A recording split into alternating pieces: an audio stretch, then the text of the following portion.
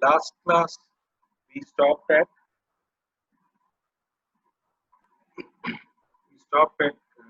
compulsory acquisition of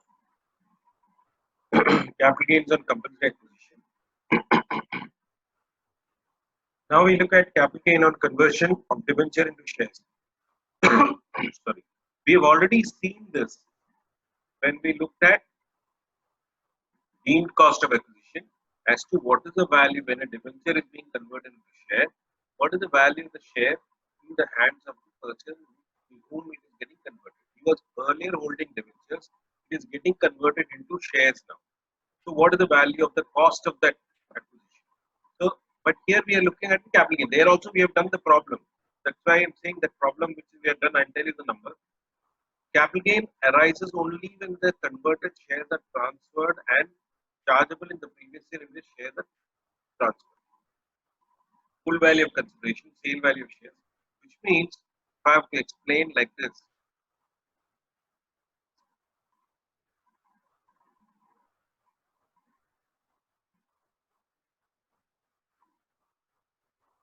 X was holding debentures of P Limited. Now this debenture, some part of it was converted into shares. 60% was converted. 40% of it continues as debentures. That is possible. Or entirely it's converted.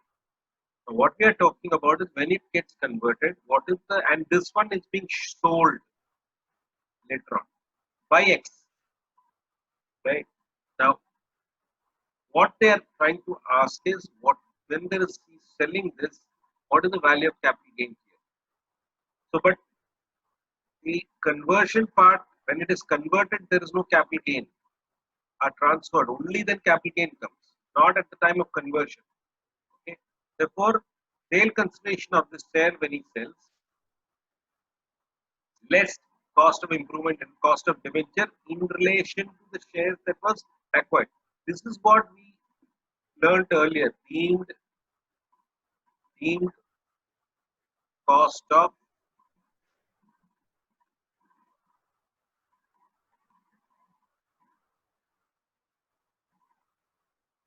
under deemed cost of acquisition. We studied this.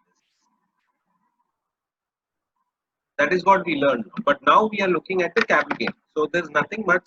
You have to just take sale consideration, reduce the deemed cost of acquisition, and you calculate and you get the calculation. So how do you calculate this? Suppose the value that he was holding was 1 lakh. In the debenture, 60% is over. Therefore, this will be 60,000. This one will be 40,000. So here when he sells, this will be taken as 60,000. Suppose he sells it for 80,000. The value at which sale consideration. So 20,000 will be capital gain. Again, long term, short term, indexation, all that will come depending on the holding. Depending on the holding, indexation of whatever will come. Although the conversion debenture in equity shares is not regarded as transfer, but if different shares are converted, it will be regarded transfer. This is something which you need to keep. Okay, problem related to that, you can check, we have already done it earlier. Now let's move on.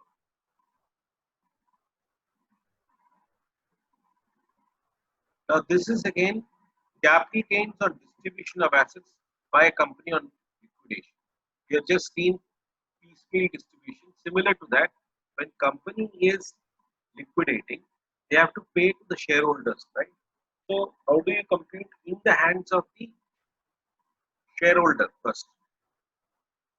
So such shareholder will be chargeable to capital gain in respect to the money or assets received. What is the shareholder receiving? Again, I said X limit X is holding shares in P Limited, suppose example. Now this P Limited is getting liquidated. When it liquidates, it is giving something to X as part of the share capital. Therefore, what is the capital gain that X is going to have? How do you calculate? full value of consideration, money received or market value of other assets on the date of distribution. So what is the value that is being distributed that on the date of distribution? What is the market value? That will be taken here. Less deemed dividend if it's there. Deemed dividend will come to that later, but less deemed dividend. Less against this, what is he losing? The shares that he's holding. His shares. That is what he's losing. So what is the cost of acquisition? If it is more than 2 years, then index cost, or 12 months, it's index cost. So index cost you reduce, therefore this is the capital gain in the hands of the shareholder. In the hands of the shareholder. He was having shares, but company is now closing, therefore it is paying off the shareholders. So as a result, it's giving money or money is worth in sort of some other asset or whatever.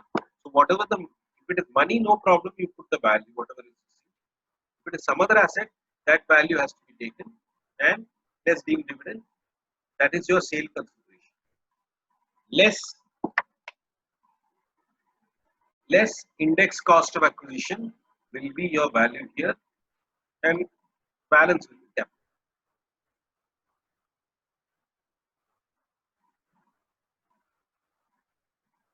It's not over. Now see. However, when the asset other than cash is acquired by the shareholder at the time of liquidation is subsequently transferred by the shareholder, capital gain, now mind you, will be computed as follows. At this point, he is giving the shares. This is the value that he has received, money. Then there is no problem. Capital gain will be computed. But suppose instead of money, he is getting a car. I'm just giving an example. Not, or a building. A building is getting.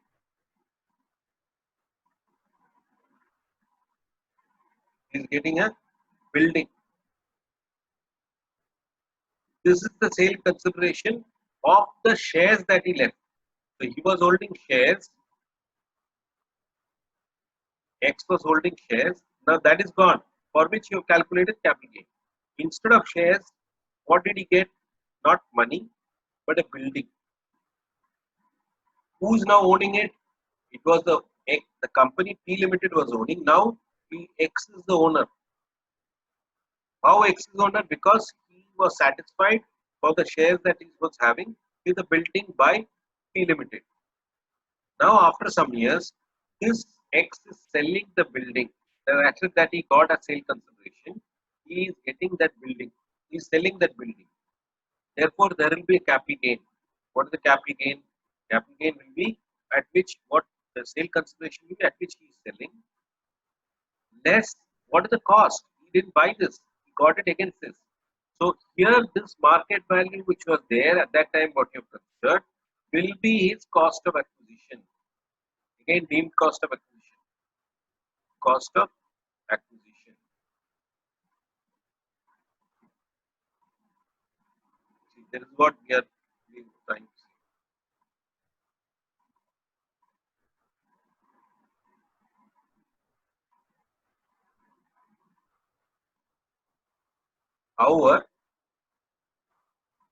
However, when the asset other than cash acquired by the shareholder at the time of liquidation subsequently transferred by the shareholder, capital gain will be computed as follows. Now he is selling that building. What is the amount on sale of building he is getting? That is the value. Less cost of acquisition will be market value on the date of distribution. When it was distributed, this was taken as sale consideration. And less index cost of acquisition of the shares. That now will become the cost for him, and this one will be capital gain. Some more notes. In computing the capital gain, the payment by the liquidator is made not in lump sum but in installment, as we saw in piecemeal. As we know in piecemeal, if the amount is being paid in small amounts, then what you do in installment, the cost of acquisition cannot be deducted in every point. This we are talking of the earlier one, shares. At the time of shares, when he is giving up, slowly he is getting the money. Then, as and when he is receiving, that will be adjusted towards the cost. It should be deducted from the earlier payments, and once the cost of acquisition is wiped out, any further sum received should be capital gains. For example, not this one. We are talking about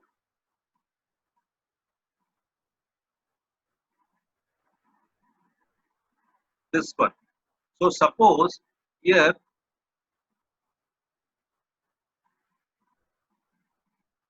suppose he is getting money only, money, not any other asset, but the liquidators are giving him, suppose let us take the cost of shares as 1 lakh.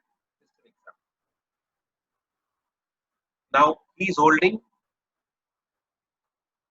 100 shares. Actually, it is decided that he should be getting 5 lakhs against it. That is the market value. Market value of, or whatever is the total consideration, he is supposed to get total amount that one. Now he is getting 2 lakhs first. Therefore, out of the cost, first 2 lakhs will be adjusted. Suppose everything is adjusted here. So his cost is only 1 lakh. Therefore, 1 lakh is the cost, right? So 1 lakh will be adjusted. Therefore, 1 lakh will be capital gain. After this, again, second balance he is getting 3 lakhs.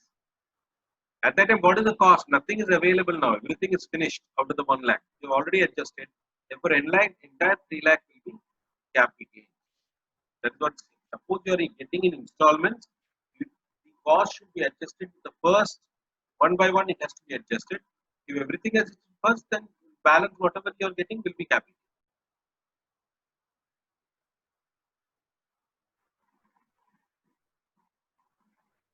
See, I am again reading. Try to understand.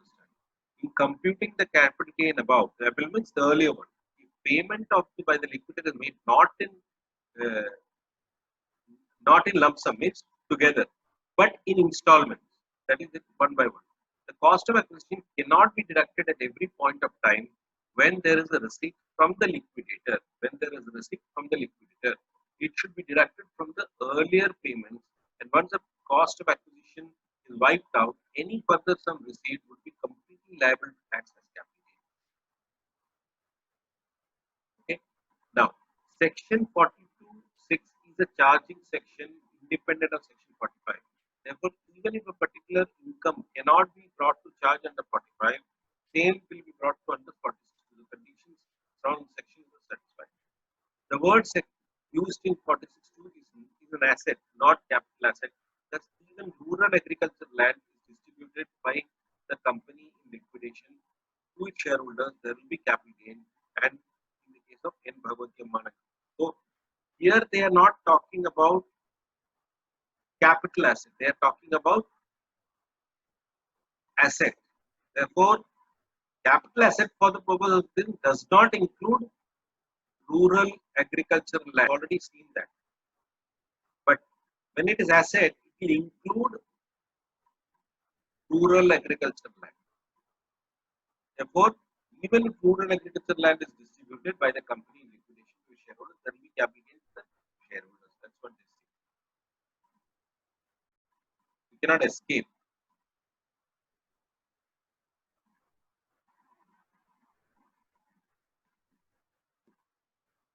Capital gain on sale of goodwill, leasing, permit, etc. Goodwill, there is no capital gain on transfer of self-acquired, self-generated assets as cost of acquisition. Such assets cannot be computed. But certain amendments have been made, and now this also we have seen that on capital gain of this thing, goodwill of the business, there will be, however, no capital gain on sale of goodwill of.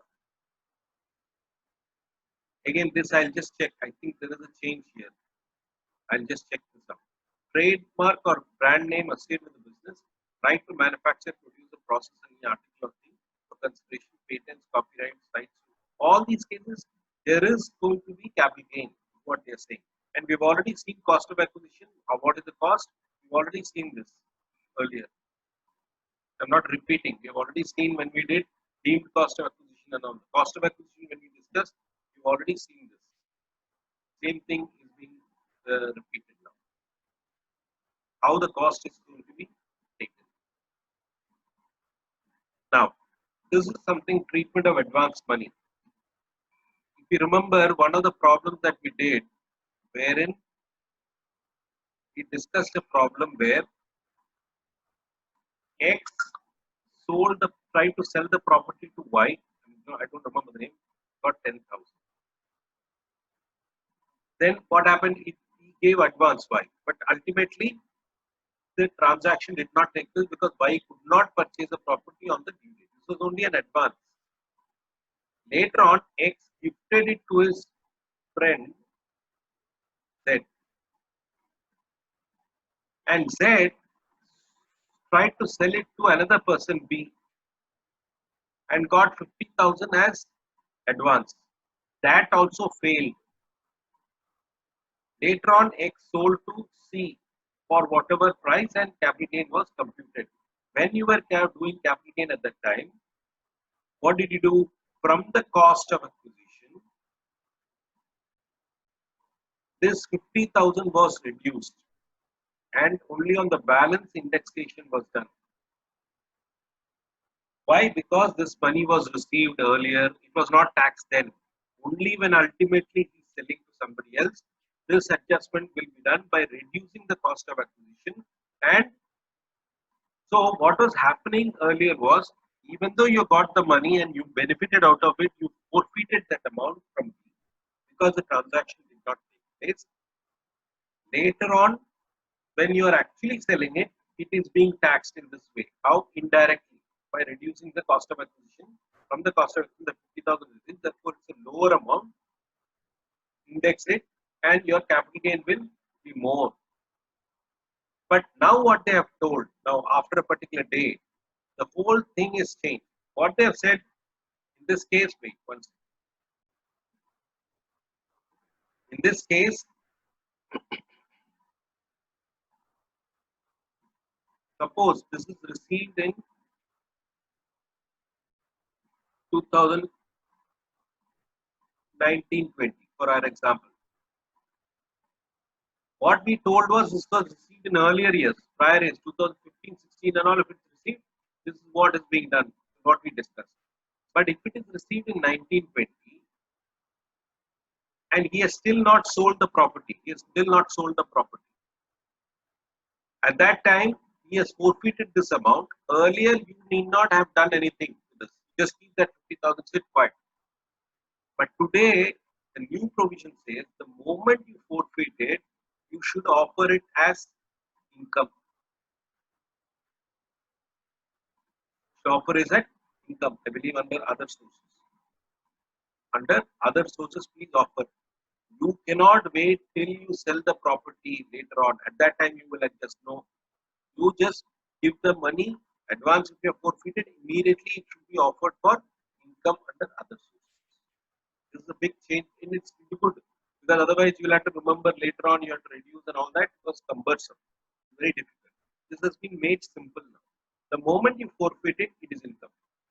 But it is, there is no transfer, nothing and all that. Therefore, it's under other sources, it's tax. Okay, that is what is advanced treatment. But this is only in the latest current assessment year. The earlier assessment, it was not like that. Suppose the money was received in earlier year, it will go by the old method. Only now it has to be done.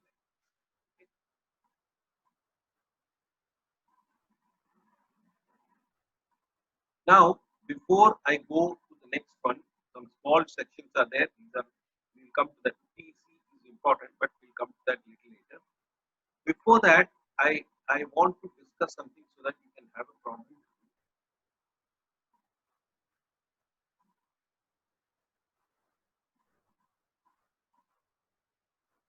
Have the notes with you.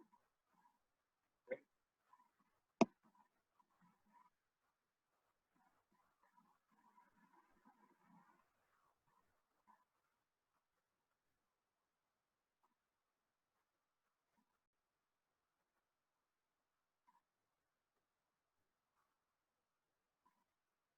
Yes. Now we are looking at deduction. Now try to understand this deduction is any way capital gain is arising. Can you save capital gains? There are certain sections under which you can still save capital gains. Please understand this carefully, and you will be doing a problem in the break. Therefore, try to understand this. On this, so this is profit on sale of property used for residence. Only if it's a residential property and you sell that property and there is capital gain, only then this exemption will be available. Therefore, capital gain or transfer of house property is exempted under section 54. Only when, what is the concern? Asset transferred as a residential house income of which chargeable under house property, let out or self-occupant. Anything can happen.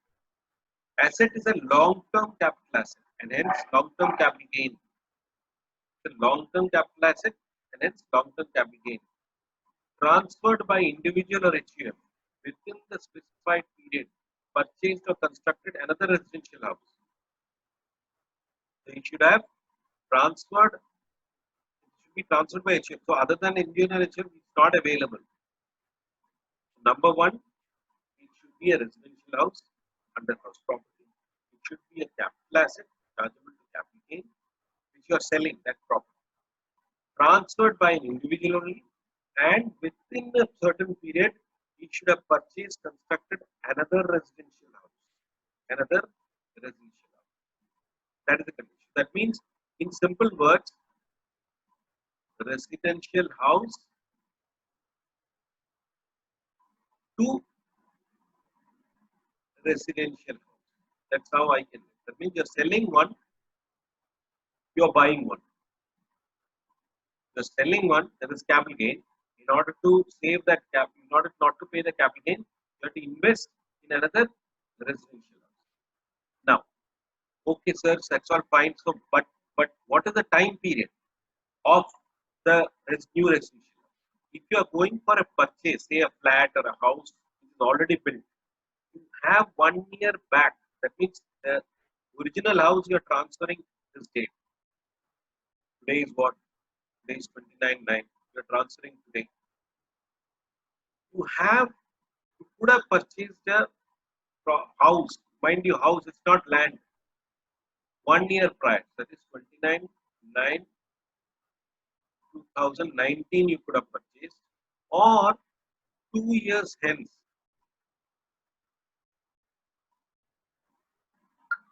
29/9/22. So therefore, you are having a time period of 3 years to do that decision. To do that decision of buying a property, house property, and it should be residential. You cannot buy a commercial property. The next one is for constructing. If you are going if you're not purchasing, you're constructing, then what happens? Then this time is not available. Only here it will be available for 3 years from the date of construction. Here it was here also 1 year. Here you are getting 23, you have got time.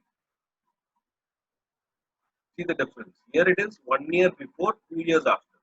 Here only 3 years post, you got time. You got a lot of time because it's construction. That is what it says about time period before which you should have purchased the property. Now let's move on. Quantum of deduction. What is the quantum of deduction? How much is the deduction that you will get? Suppose you have got capital gain of your sale consideration. Suppose you have got a property and you are selling it for 55 lakhs. Indexed cost of acquisition is 25 lakhs. 30 lakhs is your capital gain, long term. Now, how much will you get exemption? Less exempt. How much? The amount invested in purchase of construction limited to capital gain. Suppose you invest 40 lakhs, you will not get 30 minus 40, 10 lakhs, negative. You will maximum get 30 lakhs. Suppose you invest only 25 lakhs, then balance 5 lakhs will be still capital gain. You have to pay tax on that. Okay. Now, that's how you compute the exemption. As he can purchase one house, construct first floor of the existing residential house. Land is an integral part of the cost of residential house, whether purchased or not. Sir, can I purchase land only? Yes, you can purchase, but within 3 years you should have constructed that house. Otherwise, it will not be available for exemption. It will not be available for exemption. If SSC has paid full consideration and obtained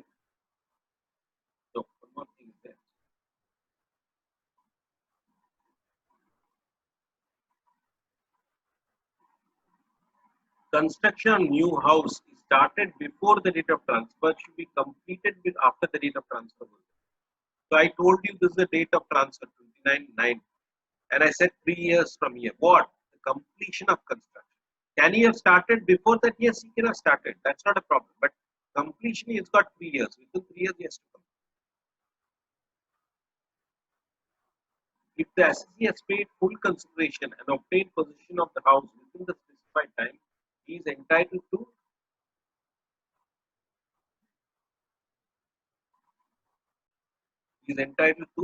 exemption. That means he has not got a legal title to the property. This also we have seen at the time of transfer. We have seen this.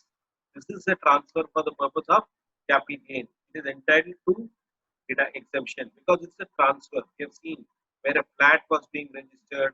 He has paid. He has taken possession. He has paid full amount. All these cases it will be considered. If he is a transfer before, he is eligible to exemption. That is for the purpose of claiming exemption is buying another residential house.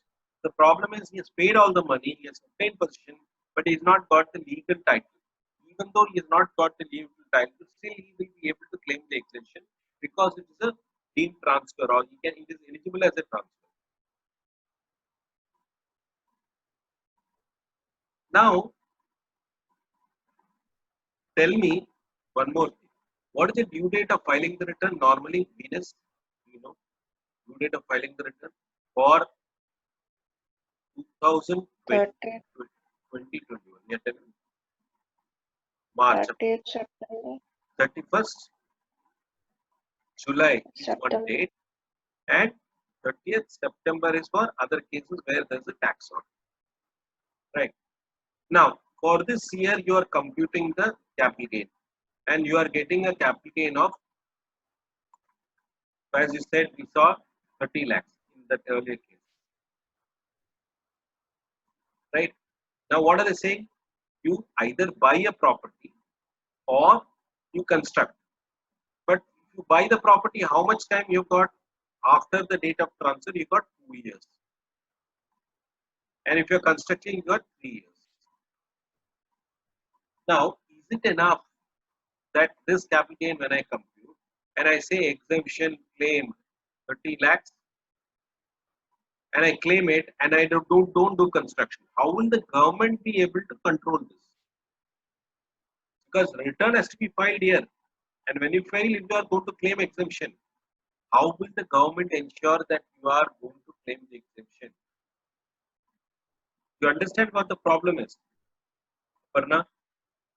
The problem here is that you have to file the return now, and the government has to ensure that you have put the money in the, you have invested the money in the. But is it? But I can't invest because I've got 2 years still. I have 3 years for construction. So why should I do it now? The question. So how will the government ensure that mechanism that to ensure that before 31st July, this something is done so that they know yes, this will be done.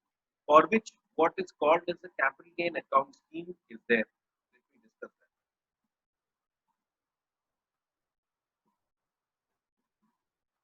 Capital gain account scheme, the amount of capital gain which is not utilized by the SC for the purpose of construction of new house before the date of furnishing return should be deposited by him under a capital gain account scheme, a specific account scheme with the bank before the due date of filing furnishing the return of income, and proof of such deposit should be attached to the return. Theoretically, now because e-filing it's not possible, but then if they ask, you are supposed to show the proof that you have deposited the money in the capital gain account. That will be sufficient to comply with the provision that before the filing of return, you have at least deposited the money because you got time. Now, the money that you have put in this account, what happens? Consequence where new house purchase or constructed is transferred within 3 years from the date of construction. Suppose you have purchased, everything is done, but there is a condition that you have to hold it for at least 3 years. For the purpose of computing capital gain on such transfer, that means you sold a house, you had capital gain, and you purchased another house. You purchased another house. This is house A, this is house B. and you claimed exemption. But this house you are supposed to hold for a minimum period of 3 years. Minimum period of 3 years you have to hold, but you didn't hold it. Then what happened? Then by buying this, you saved 30 lakhs. If you remember, you saved capital gain of 30 lakhs here. Now what will happen is when you sell it, there will be within 3 years you are selling, right? Then what happens if you are selling within 3 years? Then what happens? This will be sale consideration. Will be your sale consideration. Less cost of acquisition is 30 lakhs. Suppose 45 lakhs you have purchased. Less exemption that you claimed 30 lakhs earlier will go away. Only 15 lakhs will be available as your cost. That only you cannot index if it is less than 2 years. 3 years you can index, but below 3 years, below between 2 and 3 you cannot index. You can index, but below 2 years you cannot index because it's not a capital asset for the purpose of capital this purpose. So I mean long term, it's not a long term capital asset for this. Therefore, what will happen is sale consideration minus this balance will be taxed. In effect, here what you gained will come back here because even though your cost was 45 lakhs, you are going to claim cost of exemption cost of acquisition only at 15 lakhs. So whatever you gained will be returned back like this when you sell this property within the 3 years. If you sell after 3 years, no problem. You sell after 3 years, there is no problem. Now, consequences were the amount deposited capital gain. You promised and put the money in the capital gain account scheme because return filing before that you had to put the money in purchase of residential house property within a specific. Now, if you don't utilize within 3 years, within 3 years you are supposed to construct, right? Or 2 years you are supposed to buy. So you got total of 3 years anyway. If you don't buy at the end of the period, whatever is the balance in the capital gain account scheme will be taxed again as capital gain. As capital gain, it will be taxed, whatever is the balance. Unutilized amount in the capital gain account scheme will be taxed as long-term capital gain. The amounts not so utilized shall be charged to capital gain of the previous year in which the 3 years from which the date of transfer of the original asset expires, and it will be long-term capital gain on that previous year. It will be long-term capital gain on that previous year. So this is the law. This section, if you understand properly, then the problem will be much easier. I have already uploaded the problem. You can download from Google Classroom. Just now I uploaded. You can have a look at the problem